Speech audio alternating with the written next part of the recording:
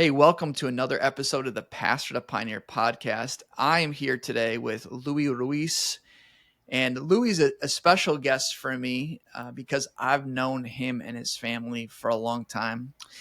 Luis is now in the Orlando area with his family, doing ministry and Simple Church, and he's involved in all kinds of things. I'll let him describe that. But Lou and I used to live in the same city and knew each other from back then in West Michigan. And so we've been on a journey together for a while. And I'm excited, Louis, that you've agreed to be on the podcast today to share a little bit about your story. Thanks for being here, man. Hey, thanks, Britton. I really am excited to also be here. I've been a listener to the podcast for over a year now and have really connected to the stories. They've been really foundational a lot for my journey and for my family. And so I really appreciate the opportunity to contribute now to the podcast and to the ministry. Love it. So longtime listener, first time caller. Oh, awesome. We love that. Louis, I'd love to start back of just a little bit briefly, like how you came to know the Lord, how you started getting into kind of the traditional pastoral ministry realm. What does some of those early days look like for you? Yeah, I was born and raised in a Christian home, uh, part of an experience that was, I think, I would say, probably more on the fundamental side of things in tradition. And so that's like, church on twice on Sunday, and then, you know, two midweek services, Oh and man, then that's like occasion. next level. Yeah. Oh yeah. Two midweek services. Absolutely. Absolutely. And then there's this occasional like all nighter that we pull on Friday nights, that vigil service, So that was my upbringing. And so, yeah, the church is very instrumental in forming in my life. So that was my childhood and brought up in the church, and really grateful for my parents who really did a wonderful job just instructing our family and instilling those beliefs and formation in my life that I can say today has been foundational for where I am today. From there, I began to discover my faith as well as it kind of transferred from parent over to me, and I took probably not a straight road, but definitely a road that that took me to different spaces, right, with different discoveries, right. Yeah, right I think on. that's a lot of our journeys, in and out of doubt, in and out of wrestling with certain traditions, certain disciplines of the church, and doctrine, those types of things. And eventually, it took me to a space where I really believed that faith in Christ was personal. It was something that I could really hold on to and feel supported and feel guided by the Spirit in my everyday life. That led me to my wife in marriage. We got married young as teenagers. And so we were 19 when we met. We got married at 21. My Woo! wife Eunice, and so we've been married now 30 years. Come on. This May, we've been together, and so it's been, we kind of, we kid each other and say we've been married longer than we've known our other original family, right? It's crazy. And so it's wild when you get to that point. But then we started to live a life in church and in ministry, and we had two daughters that were, quote unquote, born in the pews, right? We were part of worship ministry. We were part of serving in a local church, and that took us to a place of where we sensed a calling to pastor, a calling to lead in a church, primarily in a multi-ethnic setting, where we felt God was really bringing our culture and our background into really unfolding that into the West Michigan um, church community. And so that was where we really saw God's hand through that. Went to seminary, began to prepare, and landed for 12 years. I was part of two local churches that were tremendous in supporting our ministry and call at a young age, and helped steer our family as well. So we were able to just raise a family within that church atmosphere in about 12 years. So that's Wow. a really quick summary No, that's of great. our engagement. Obviously, lots of stories in there. It's full of stories, full of challenges, full of ups and downs, lots of tears, a lot of growing pains, but very formative as I think about it today. So remind me, like, when did we get connected, and how does that fit with, like, you Yeah, guys decided to move to Florida and yeah. explore ministry differently? How did that all kind of come together? Yeah, that's a really great question. I think our introduction to you, Britton, was at the church that you were pastoring through our daughter. My Oh, oldest that's daughter right. was attending Hope College in town, and she was part of a worshiping community within the college and would attend your church, and was one of the students that would sit in the front area on their kind of huddled in the Oh, yeah, front on the floor there. Yeah, in the yeah. floor. Yeah, Yeah, yeah, yeah, if you yeah. remember that. And so she'd come back and just tell us stories of just the experience that she was having, and just the preaching and the teaching, and really a lot of the just challenges that she was hearing through your messages and through the experience at the church. And then my wife and I visited occasionally That's to right. see, and we had some friends that were there. I think my wife one time approached you Yes, I and uh, remember and, that. and spoke to you. And I remember it was really, really key because it was during our time of discernment of wanting to move to Orlando. Um, that she asked you about, what does paradigm shift mean? That was like the big word, because we were wrestling with that as well. She kind of shared that with our family. Paradigm shift is coming. And as we've gone through our relationship, we've been able to kind of discover more and more how paradigm shifts were occurring in our lives, both separately, but also ultimately has joined us together through what paradigm shifts have looked like, from the church to our reframing of what church is, and an understanding of being and embodying the church in the life, in our Christian walk, as we live missionally in the world. And so that was our kind of introduction to you, and to seeing your path. Around the same time, I think, is when around that season, I believe we had some other relationships, a brother-in-law who began to pray with some of your groups that were meeting.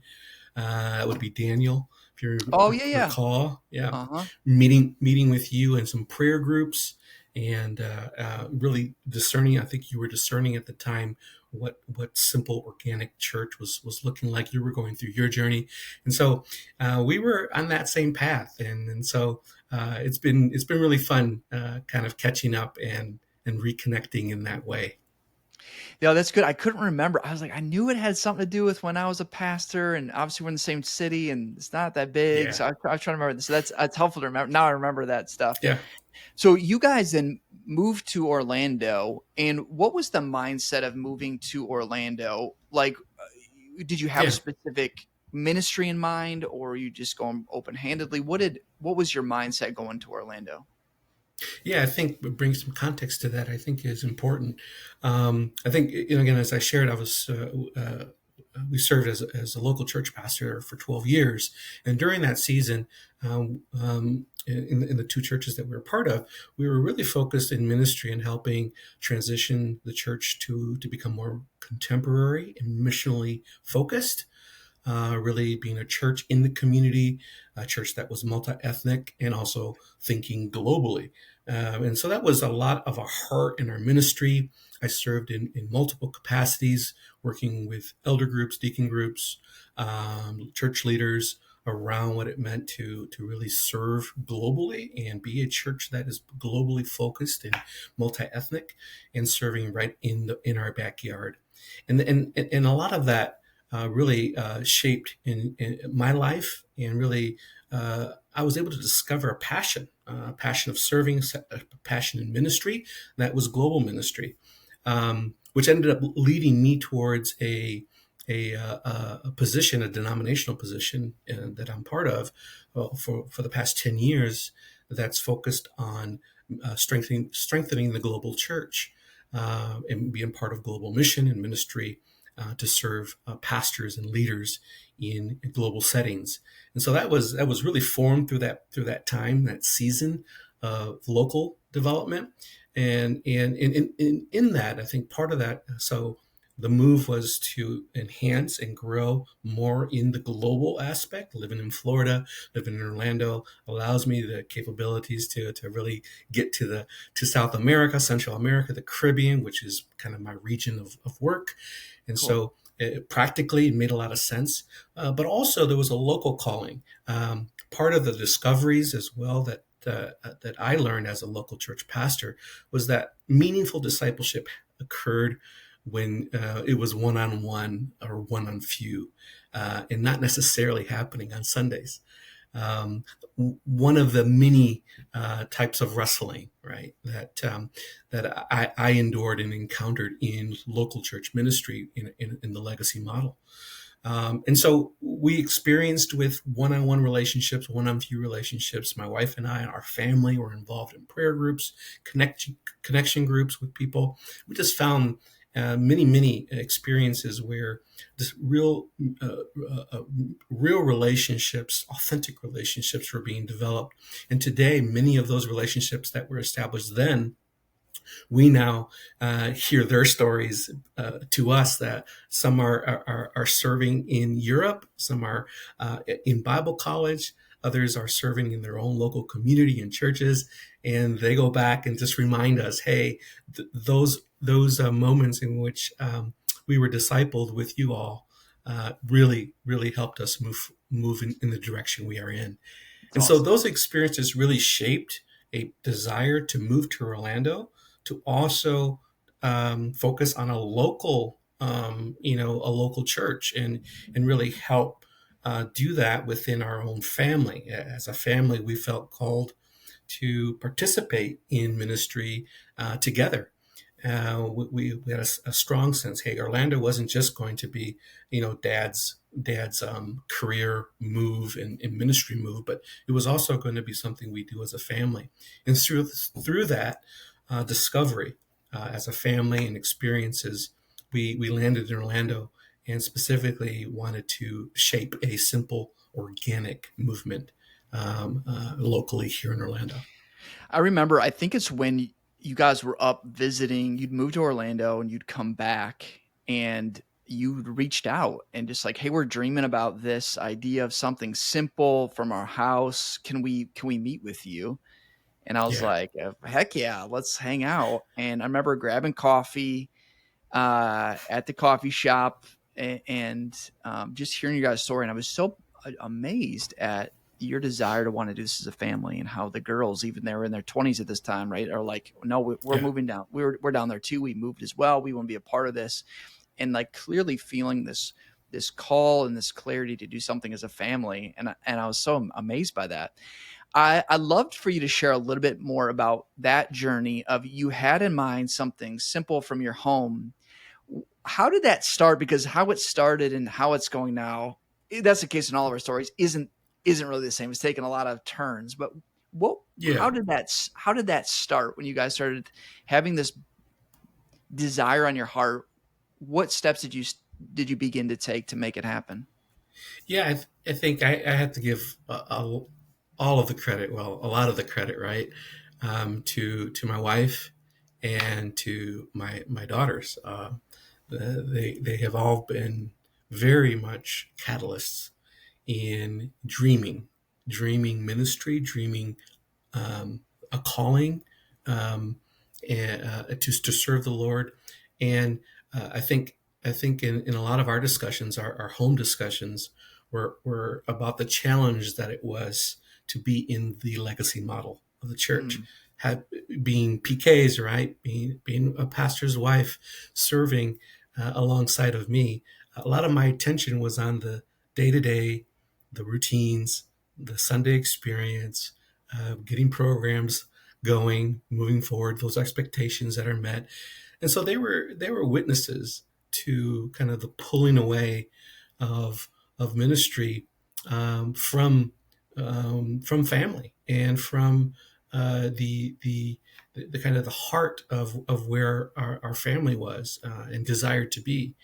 And so in our conversation about starting something new, that was really important for them to really do something different, that it wouldn't be something apart from the family, but it would be something with family. It'd be a passion towards following Christ and following Christ's mission together, in our very unique and creative ways. You've gotten to know us. We're all very different.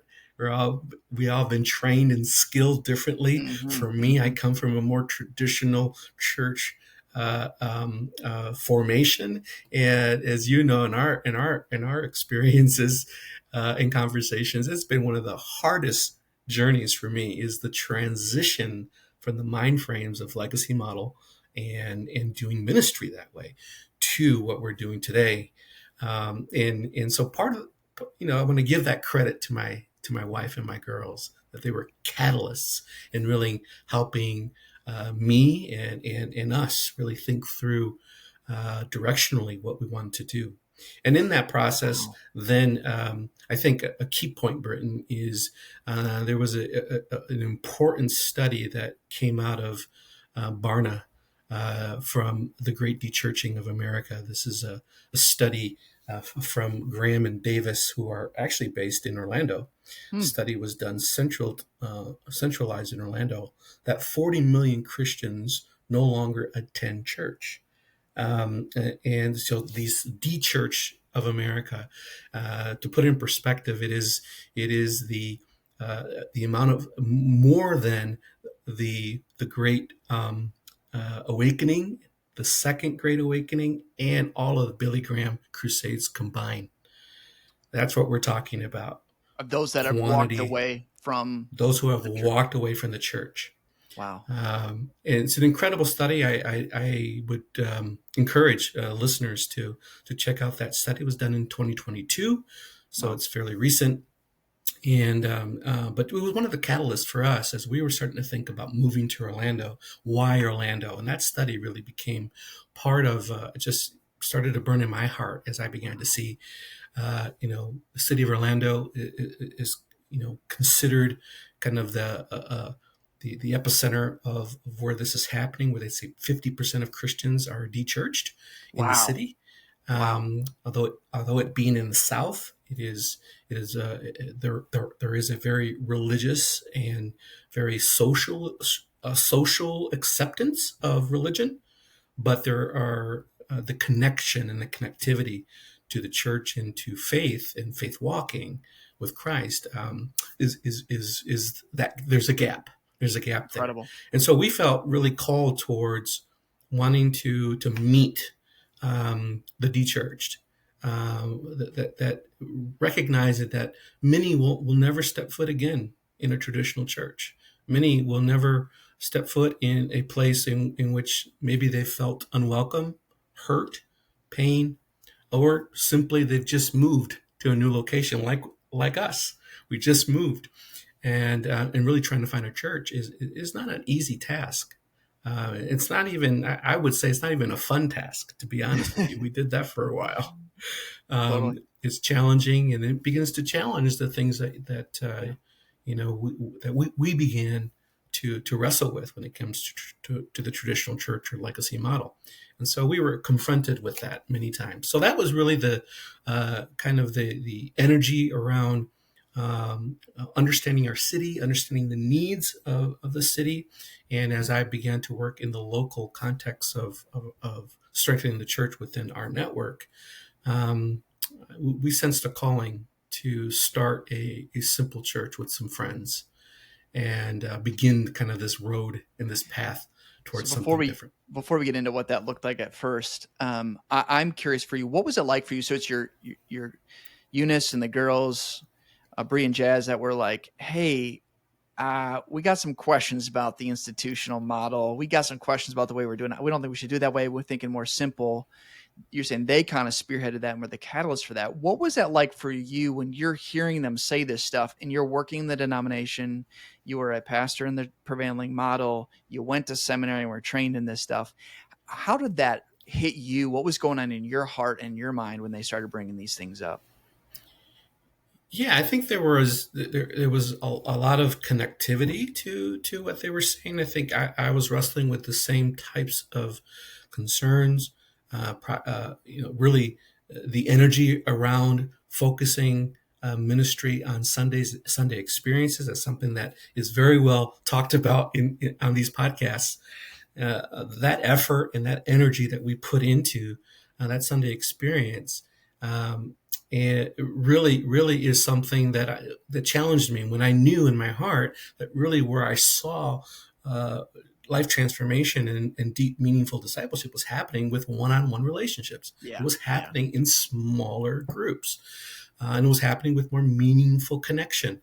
And the reality is, those spaces, those Sunday experiences, and even Wednesday programs and other types of things, although good. Again, I don't want to sound like I'm, um, you know, being negative towards those experiences. But the reality is, I think we all know that's not where deep discipleship happens. These are kind of catch-alls, right? They're catch-alls to kind of ask people to kind of walk deeper. But the issue becomes a lot of times is the ask to walk deeper doesn't necessarily, I think, translate. Many times for most people who attend church, that is their experience. That is as far as they'll go, That's right. and so we have to adjust as ministry leaders a lot of times to try to make that 1 hour really stick. And so we go through a whole bunch of fun mechanisms and creativity to help make it stick, right? And I think that's always been a challenge in my heart to recognize that kind of dichotomy, right? That two things are happening at the same time, and Yeah. they you the definition of insanity is doing the same thing over and over again, expecting a different outcome. And I think that's the challenge that we have with the legacy model, is that we have been doing things the same, expecting deep discipleship, right? That's right. That's right. Expecting people to share their faith in meaningful ways with others and be sent people. But we don't necessarily see that. And so I think I resonated with that. I resonated with that spirit, and as they shared those things with me, and those were good points. But I also wrestled with kind of the centrality of what being a part of the gathering looked like, and what that meant with the kind of a macro and micro church. And can a small group really be a church if they're not really connected to a body, or kind of official church? And so those types of things. And where's the sacraments, and where does some of these more liturgical things enter in those types of things? And preaching, right? The preaching model, right? What I'm used to. I spend many hours on preaching, and to say, well, we probably don't need that anymore. What does that look like? And kind of reframing what preaching looks like. And so those are the challenging places. Spending time with intentional praying, just kind of sitting back and not saying anything and just letting the Oof. Lord speak to our hearts. That's As a a lot of pastor, that's tough. silence. That's Oh my right. goodness. I mean, those are the challenges, right? That I think I faced. And but again, having those voices and really saying, that, really believing in my heart, I wanted something different. I wanted to participate in something that was more family oriented, and that we could do together. It was very valuable to hear That's them awesome. speak into this process. I want to get to some of the paradigm shifts, some of these mindset shifts, some of these things that were hard for you, or you realize like, oh, I got to shift that. But before we get to that, like, okay, you had this stuff stirring, and so you started meeting with some people. You took a step. What did that look like initially when you started meeting together? What did that look like practically? Yeah, well, it started with with a group of elders that were part of a church that transitioned away from the network, that they joined a different network. And so this group wanted to remain part of our network. And so I joined them and began having conversations around a traditional church plant. That's how we started. Mm, I joined because they were people that I really cared about and wanted to help lead some of that process, as I've experienced some of that and have some background with planning and those types of things. And so I wanted to walk with them. But in my heart, I knew I really did not want to be part of a legacy model, right? A traditional church plant. But I was going to walk with them. And through those conversations and process, we began to ask very meaningful questions about the heart of discipleship, the true meaning of what does it mean to go and make disciples, and how the traditional church is doing with that. What were some of those challenges? What were some of the benefits? Maintaining and focusing on a building and mm-hmm. providing financial support to provide for a place to worship that typically you do once a week. And just we started having all of these conversations around what does it mean to plant a church. And through that, then we began to talk about a more simple approach, and if that was okay. And I tell you, Britton, it was a hard discussion.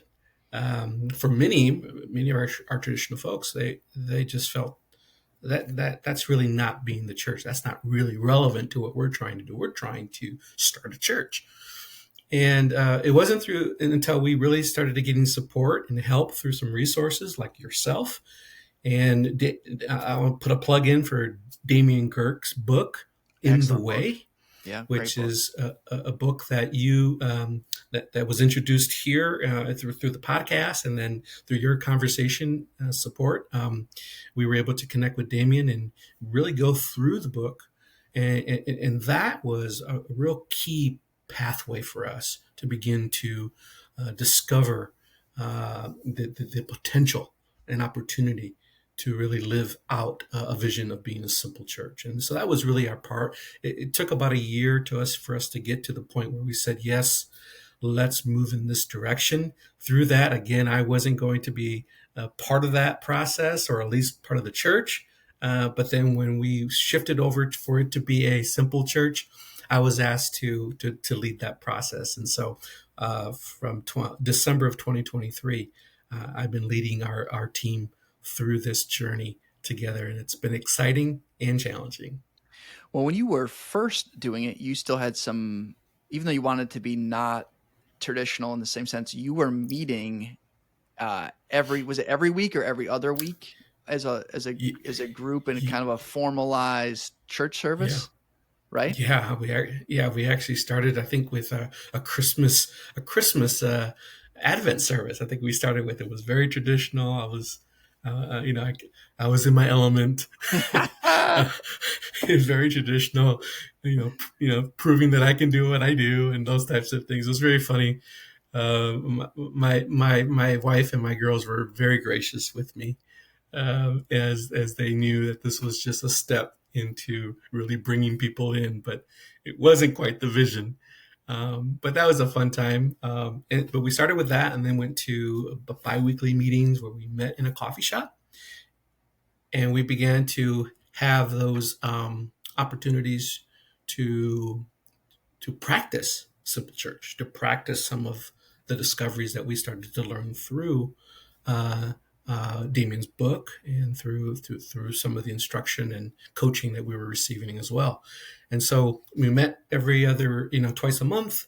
That then began. We developed a vision and mission. We realized that we wanted to be um, kind of official. There was a sense that uh, when with people would ask, well, what church do you go to, right?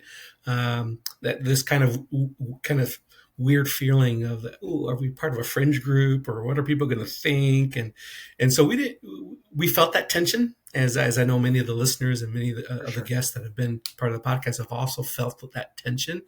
We felt that tension, and so we made a decision to say we're gonna name ourselves a church. We're gonna be called a church, and express it as we embody the church. We are the church. We meet anywhere and at any time. It's not about a specific day of the week. It's not about a specific hour, but we meet together for the purpose of being the church, active in our community and with one another. And so we made some of those decisions, had mission and vision, create a website, and it really empowered, I think, all of us to really take on the identity, right? The identity of this simple church model, and embrace it. And it's been a great journey, and slow process, very slow, but it went from that. And now we meet once a month. We meet once a month for kind of that local kind of gathering of our core team, and we teach and use it as a time of modeling our practices, which I'll get into in a moment. But some of our practices, we model that. We share prayer, concerns for one another. We pray for each other. We do listening prayer, and then we send us all out to, for the rest of the time, right? The rest of the time of the month, we're engaged in developing relationships. We're engaged with neighbors, friends. We're engaged with people who God puts in our path. And we make these intentional appointments to meet with people, to connect with people, to go deeper in relationship. And so that's at the basis of what we believe God is calling us into. And it's been an exciting journey.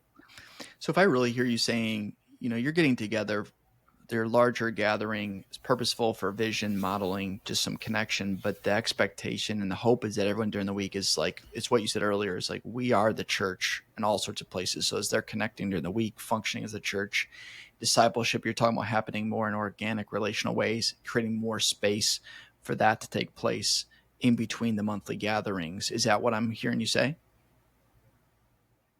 Yeah, absolutely. I think we kind of really felt that keeping it simple was important.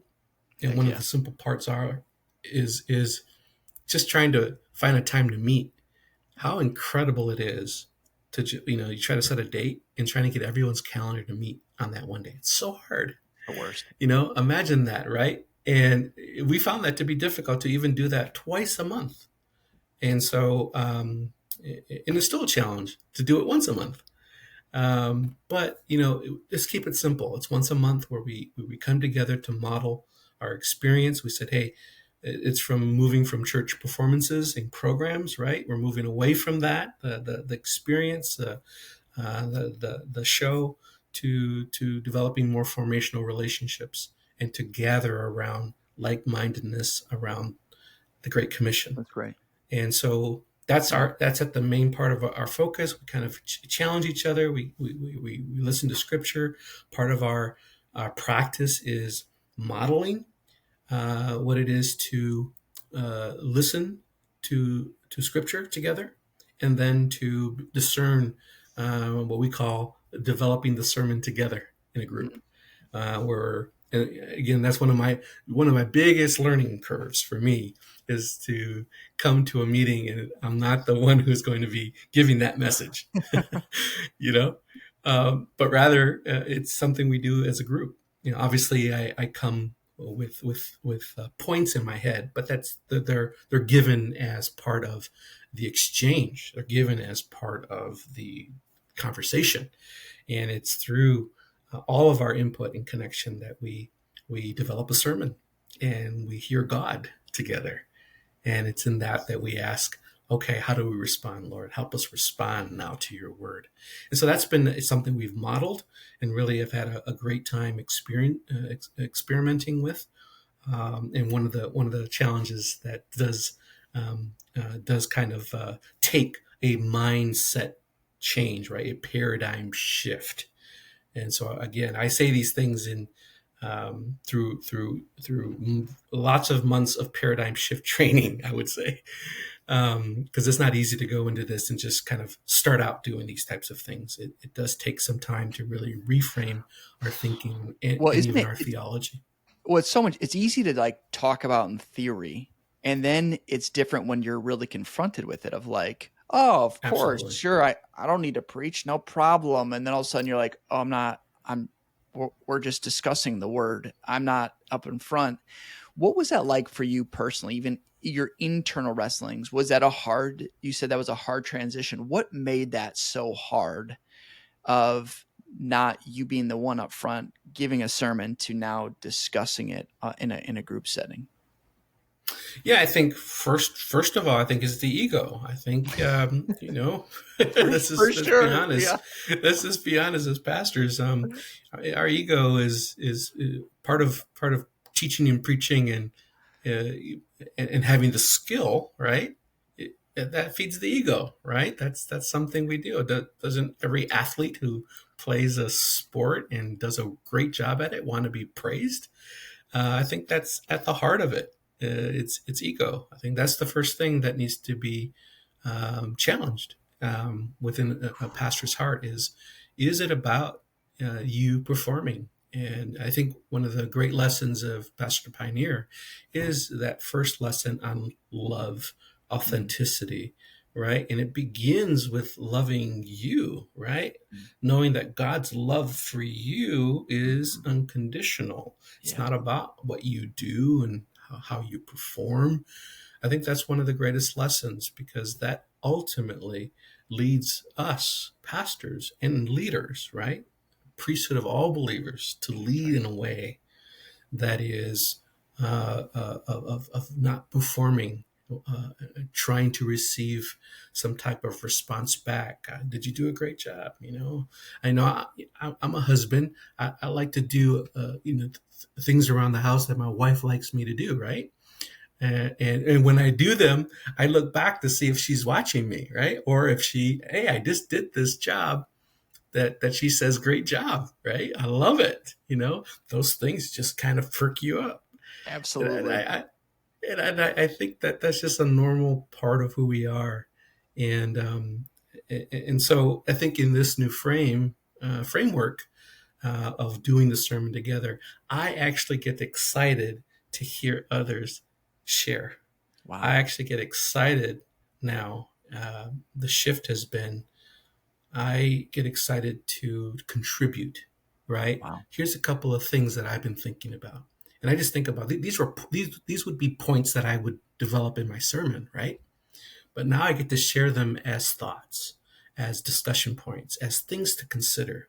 And to see that then in turn someone else come around and take that point and begin to just add more things to it. It's just such a beautiful way to read the Bible, to listen to God through Scripture, and to participate in the community that is hearing from the Lord too. And so, That's good. that was the challenge, and those are the new discoveries that I'm now It's so seeing. it's so interesting. I was just talking with someone about this of like, sometimes the thing that people really loved about giving a sermon or they miss is that like I just miss being able to share with people the deep work God's doing in my heart, the deep things that God's teaching me and the conviction and like sharing Yeah, that with people. And I can understand that, but I also think like, but isn't that weird? Only one person gets to do that in the traditional yeah, setting. Like, yeah, wouldn't it be better if everyone had space and the expectation and the privilege of sharing with one another what God's putting on their heart, what absolutely. God's convicting them of what God's showing them? And I think that's the beauty of what you're saying is you're providing space for everyone to get to do that, not just you. I think that's awesome. Yeah. I am curious for you, that obviously is a tough transition for a lot of us pastors. Were there other paradigm shifts? Were there other mindset shifts that were hard for you to make in this journey? um, I think for probably one personal thing for me is I think when you're part of a church, leading a church, it's a controlled atmosphere, right? It's a Mm, controlled environment in which you have a certain role, leadership, respect, and so in the most part, right? Sometimes things can get a little bit chaotic at times, but for the most part, there is a sense controlled environment that's there, and people recognize the roles. You know your role. There's only so much time that a pastor gives, on a Sunday because he's busy and people don't want to bother you and those types of things. So there's all this kind of like protocol, right, that happens in the church life, right? And then schedule an appointment to see me, those types of things, all that kind of stuff. In this environment, I think that goes away. One of the things we practice is, and what we try to model is trying to model, hey, who is God? Listen to God to ask, who is God putting in our path that mm, would that God wants you to connect with. We know sometimes the low hanging fruit are there, right? Where, oh, this is an easy person to connect to. Not to say it's an easy thing to connect with people, but it's a little bit lower hanging fruit. But it's those ones that are kind of not the traditional folks that you would develop relationships or what we call intentional friendships. And I've had that experience where I've connected with a young man that was playing music on the street corner in one of our downtown areas, and just felt connected and felt that the Lord was saying, "This is the person that I want you to connect with." mm, And this is over a year ago that I connected with this young man, and great young man, but going through a lot of struggle, fighting addiction, fighting through a lot of hurt and pain from family. And the Lord, I just felt that the Lord said, walk with him and begin to just share an unconditional love to him. And so that wasn't about his performance. It wasn't about how good he was. It wasn't about if he was meeting the appropriate, expectations of not only his probation officer or anything that legally he has to do, but also with you, that this person he's meeting with, that he's not trying to meet an expectation of you. You're just trying to be his friend. wow. And I found that relation to be a process to be very, very difficult because it was an uncontrolled environment. It was now no longer about him knowing me as the pastor, or as someone who was able to have the certain protocols in place. None of those things were in place. It was really about having a friendship and a relationship with this person, and I continue to have that relationship. We continue to speak in terms of going deeper in discipleship and meeting God where you're at, because God loves you. God loves you no matter what. We've had some intense conversations around what it means to be friends, and sometimes I hear from Him, and sometimes I don't. But He knows I'm there, and I think that that's just a model and a vision of a Christ like walk with someone that you just met. And that's hard. And it was hard for me to do that and to process that. But it really has become part of the transition, the paradigm shift around spending more time in those relationships rather than spending time in those Sunday experiences and in the offices in a traditional model. I've really appreciated and loved to watch how you have approached discipleship through the lens of friendship. First, just being a friend and caring for someone and helping them know that you love them and care for them and are with them, and seeing what develops from that. The way you've done it with this young man, the way you've done it with neighbors. I think I'm wondering is, do you find that your ability to be a friend to people like that and develop friendship, is that different than when you were a pastor in the prevailing model? And if so, how is it different? Why is it different? Yeah, I think most pastors would agree that being a pastor is the loneliest position, right? That one can be in. It's a very lonely space. There's very few people where you really can be authentically yourself, and that's true. Many of us have maybe friendships and relationships, but don't go deep, right? And it's just part of the casualty, unfortunately. I think those are part of the inner soul issues that we as pastors, and I take that responsibility as well.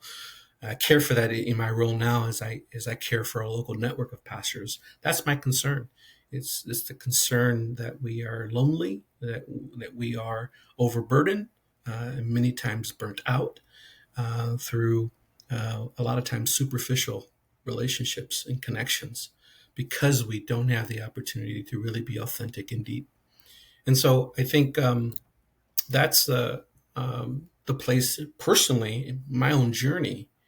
Um, I'm by far not perfect at this at all. I recognize my shortcomings. I recognize that this is a hard thing for me, and but the experience grows me. Practicing intentional friendship matures me. It helps build my character. And I think there is a beauty when pastors shift from a legacy model into a more intimate connection model, where you're now also growing and not necessarily being the person who's giving all the time and That's feeling right. just burnt out and exhausted because it's a many times a one-way street. And Yeah. so there is a definite give and take, genuineness that you can go into. To be honest, I don't have as many um, uh, relationships or people that I'm connected to, like either through a program or through Sunday services. You know, you're connected to could be 100 people based upon what your ministry is and how large your church is. Um, I work with a few. I work with there's probably around 12 people that I'm connected, maybe less. But it's with those 10 to 12 that I'm going deeper with, right? I'm able to be more myself. I'm able to hang my hat, the hat of the official part of my traditional role, and really just be a part of the group. And that's been a beautiful experience and something that has changed my life. Incredible. I mean, I think that's such great wisdom and great insight that it's such a shift for us to like have to connect with all these people, hundreds sometimes, and now we get to pour deeply in the few and invest more deeply into less people and deeper relationships, deeper friendships, and letting that then multiply. I mean, huge Yeah. transformation and shift, and that's right on. I'm curious. You shared a few practices. I'd love to just get a little bit more of a snapshot of what's it looking like now. The church, you started this. It's become simple. You're meeting once a month now. People are kind of in their own spheres and relationships, making disciples. And what you've shared some of those practices. Yeah. Anything else that you want to share about what it's looking like now? Obviously, it's challenging because you're Yeah. trying to describe something that's quite organic. Yeah. Yeah. It's not Yeah. this ABCD programmatic thing, but I just give you space to share anything else about what's going Yeah. on now in Orlando that you I, want to share. yeah. I appreciate that. Let me first just say uh, that we are a work in progress. We are organic can be, and we definitely do not have a have it figured out. Um, and that's okay. I want the listeners to hear that's okay. That's a really great space to be in, to It's be part of the honest. journey. It's part of the journey. You don't have it all figured out. You're testing things out. You're trying stuff out. You're being creative. You're thinking deeply. That's key. And so that's where we are. We are at that state. Some of the places that I think are important, maybe to share, is I think I think part of our group coming from a traditional, our kind of our core group, we come from a traditional background. As we begin to explore these relationships, we are part of our story is that we started with a group of about 14, and that group then has gone down to 8.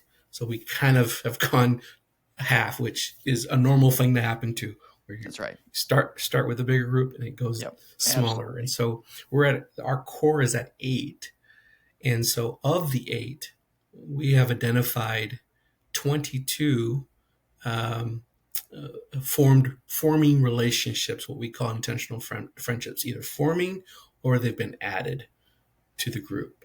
And so the 8 now are 22. And so we're about 30 in outreach in how we do that. And again, we I give you the number just to identify what we said. One It's of the things helpful. that we thought was important is to say, what are we going to count as a church? Mm, As the traditional model will say, typically members, baptisms, right? Finance is the typical kind of buckets that are counted, and to know if you're being successful or not. That was our question. What does success look like? And so we felt it was really having these intentional friendships forming or added. That every one of us is engaging in our spheres of influence in this model of intentional friendship, of developing these connections. And so that's the first thing that I think that we're seeing the Lord really expand the 8 now into 22 connections. So we're 30. Um, and so with that, we said, hey, 3 things that are going to make us distinct in how we follow the Lord in mission is we said, hey, we want to listen to the Lord and ask, who does God have in our path for us to connect with? And we're going to make that. We're going to prayerfully ask the Lord for that, listen to God together for that, and engage those opportunities. The second is neighbors and friends, right? Neighbors, friends, and family. Those who are closest to you, but I'd call those low-hanging fruit. But those low-hanging fruit can be hard to get off the tree in many occasions. And so, we're experiencing some of this as we've moved into a new neighborhood. We have the ability to go and meet everybody for the first time and connect with people. And so we've done that very intentionally, meeting with our neighbors, connecting with them, saying, hey, we just don't want to be neighborly. We want to be friends. And what does that mean? Yeah, it's deeper connection, deeper commitment. It's being there when at times maybe you want to just not be engaged. It's taking opportunities to pray and to give a meal, to take people out, to stay out on the driveway longer, to stop cutting the lawn. That's my deal. I love cutting the lawn and don't like to get disturbed. I want to finish it because it gets really hot here in the summertime. And so you want to really yeah. finish that lawn, but your neighbor comes and wants to talk to you. And so turning it off and say, I'm going to focus on talking and having that conversation with you because you matter more than my lawn. It's that type of activity that engages into building trust and then allows us to share the gospel and to disciple through that process. And then the third is finding mutual like-minded people who share a vision for making disciples, finding those people. And we've done that. We've been able to really meet other house church leaders, pastors who are doing this type of work. They're in different stages of that.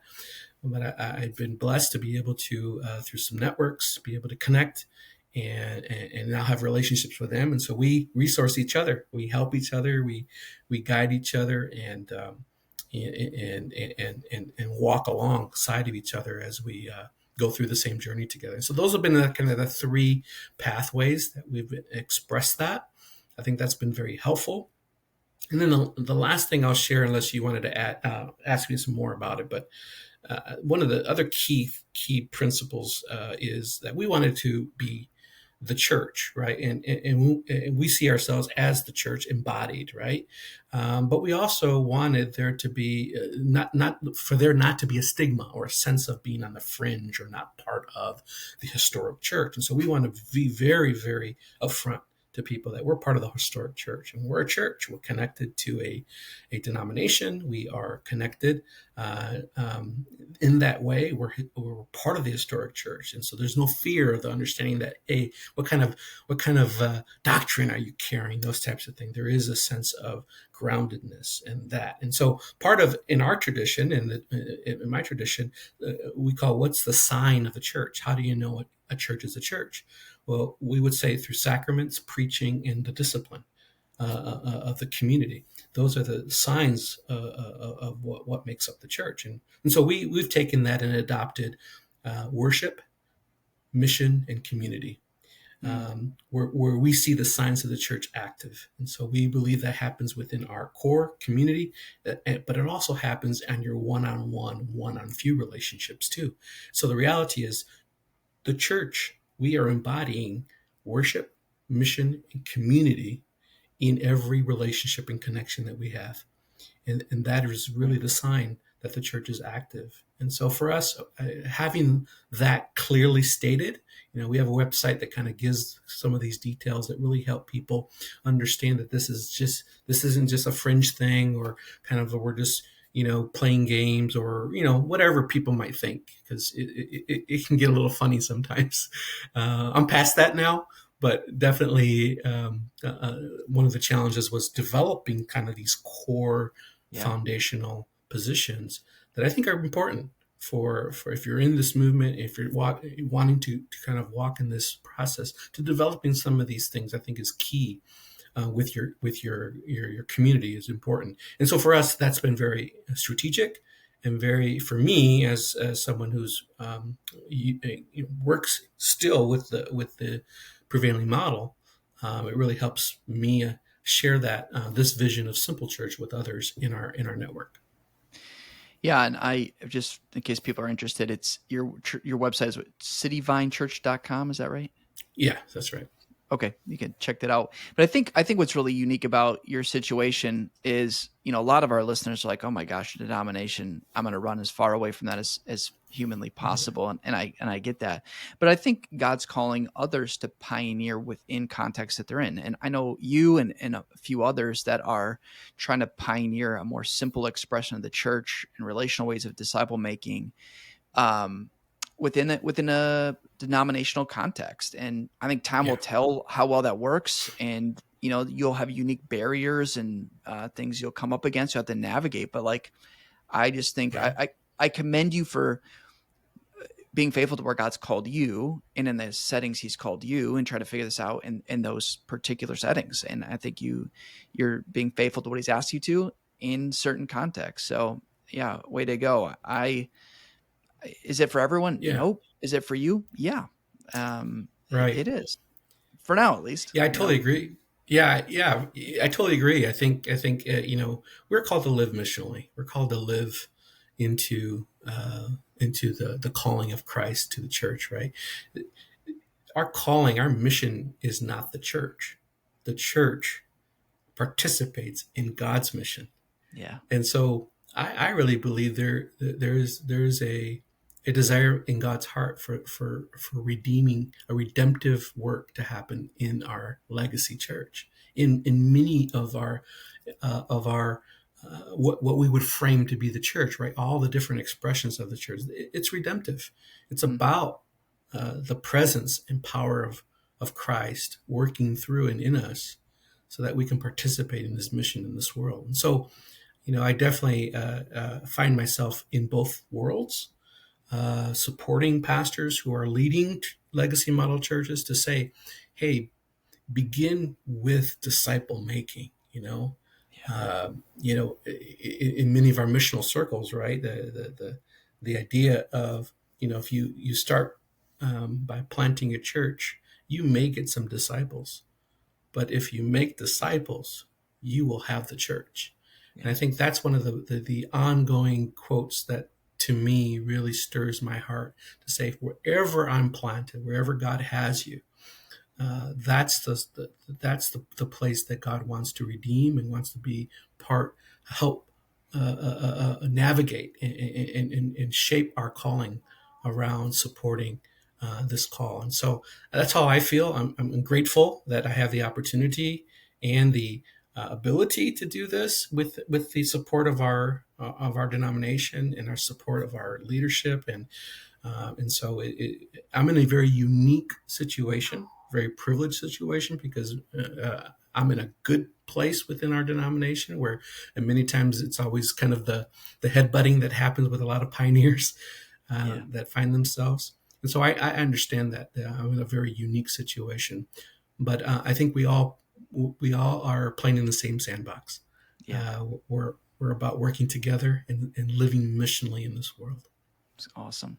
Well, as we're wrapping up here, I just want to, encourage you. I love the way that for you, love has become the center of what you do. Your understanding of love of God, his love for you, and also just love of people. And I hear that when you talk about friendships and like, I want to love people that don't know Jesus. That means like, I'm going to love them deeply until they feel trusted and they have the opportunity to share the gospel.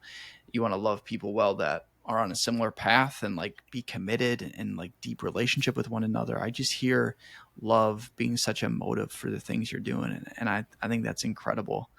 I've always enjoyed hanging out with you because like, you know, you're not afraid to be like, I disagree with that. I'm like, oh, that's fine. You can. I mean, you're wrong, but you can disagree. I'm just kidding. But Yeah. I love I've my come a long friendship. way though, Britton, right? Yeah. Yeah. I appreciate my friendship because I learn a lot from you. It's like, well, I haven't thought about it that way. Or yeah, I think, in some cases that does make sense. And I think that helps that we've known each other as long as we have to be able to have those Yeah. conversations. But I do want to give you the opportunity as we wrap up here. Is there anything else that you feel like you want to share with our listeners? Any encouragement, anything that's still in your heart that you haven't been able to share yet? I think, you know, first thing I'll say is I'll just put a plug in for the Pastor Pioneer work and material and mentorship. I really think walking alongside skilled people, people that care for you, care for your heart, and not about your work and about what you're doing, although that's important, but it's about caring about the heart of a pioneer, um, is very important. And I would say, Britton, you've been that person for me as you've cared for me and my family as we walk through this journey and asked the right questions and have pressed the right buttons. And I'm very grateful for that. And so I would just encourage the listeners to really consider that. If you're a pioneer, if you want to move into this direction, or if you're already in seasonally, already in the process, having someone with you that cares about you and your heart and your family as priority is super, super important. And so that would be my first thought, encouragement to everyone. And the second, I think, is is listening to the Lord, spending time in listening to the Lord and listening to those closest to you who share a similar vision or passion. If that's your family, to do that with them. I encourage you to really look at this as a ministry together rather than a ministry apart. I think that's one of the core fundamentals about Simple Church is that we all find, all the pastors, those who have entered into the circle, we found that we have more time with our family. There's actually family participation. Our kids are being discipled. We're seeing just transformation happening in their hearts, and that's at the fundamental part of ministry, isn't it? That we're first called to our home. And Brother. so I think our home becomes key, and keeping that the main thing. Checking your ego, checking. Even hey, I got these many people. I'm meeting with this many people. Those kinds of things. You get all involved in the busyness. Don't forget, it's all about the family. It's all about growing strong together. That ultimately, when you are on your deathbed, it's your family that's going to be around you, and that becomes, for me, the most important thing. The last thing I'll say, Britton, is that we are all in the same sandbox together. Find other people who are doing similar things, like-minded people who find themselves on this journey wherever they are. Uh, Find someone who's just coming along and walk with them, right? And then find those who are further along and walk with them. We all need each other. We need to resource each other. I'm finding a lot, Britton, that we're in a very small space.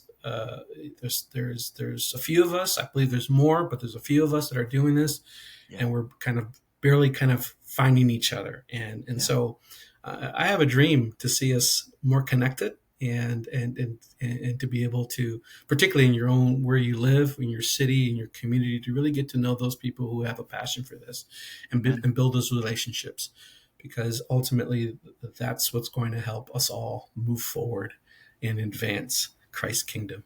So I'm Amen. grateful for the opportunity, Brenton, and for your relationship. Wow, those are very, very kind words, and I'm honored by those. So thanks for sharing that. And I think those other things that you mentioned about family and connection, those aren't just wishful thinking for you. That's stuff you're living. I'm watching you do it with your family, prioritize your family, do this as a family, make sure your family's on the same page. And you've connected to so many people in the Orlando area. And I've been so grateful to you, because I don't know what God's doing in the Orlando area, especially among Hispanic pastors. It's crazy. We had a few reach out the Yes. past month, and you've been so willing, coaching some and just connecting with others and helping them connect with others, and just having, it's so helpful when we're able to connect them to people locally. And so Yes. I'm just like, everyone I funnel to you, I'm like, hey, can you connect? Can you connect? You're like Yeah. so generous with you got a full schedule, and you're so generous. So I just thank you for living out these values in your own personal life and being a part of what God's doing in the Orlando area. Thank you. Well, thanks for being on the podcast today, man. It's always a gift, and I look forward to when we get to grab coffee again when you're back up here in West Michigan. Absolutely. I'll be there soon. Sounds good. Let's make it happen. All right.